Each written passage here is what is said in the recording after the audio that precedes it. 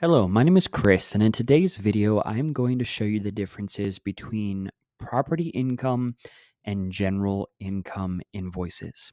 To get started, we'll go over to the accounting tab in the left menu, and we'll go over to the tab that says money in, where you'll notice that there is both property income and general income. Property income is generally going to be associated with a specific property, a specific unit, a specific tenant, and a specific lease.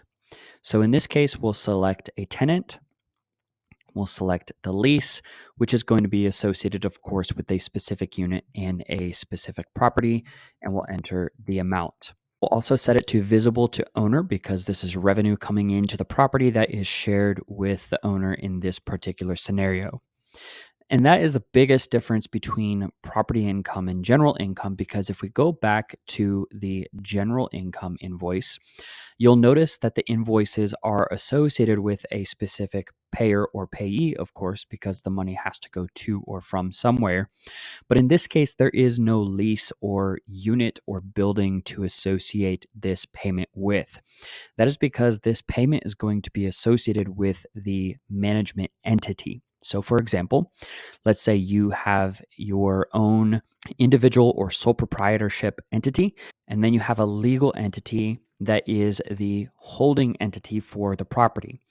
Well, instead of recording income to the property or to that holding entity, instead you're recording it as income to yourself or to the management entity rather than the property. So in this case, we could create another invoice for $50 and record a payer or payee, and we can record some details, upload any relevant documents associated with this invoice, and select create. And it's going to create that invoice as a general income invoice. And that is the biggest difference between general income and property income invoices in TenantCloud.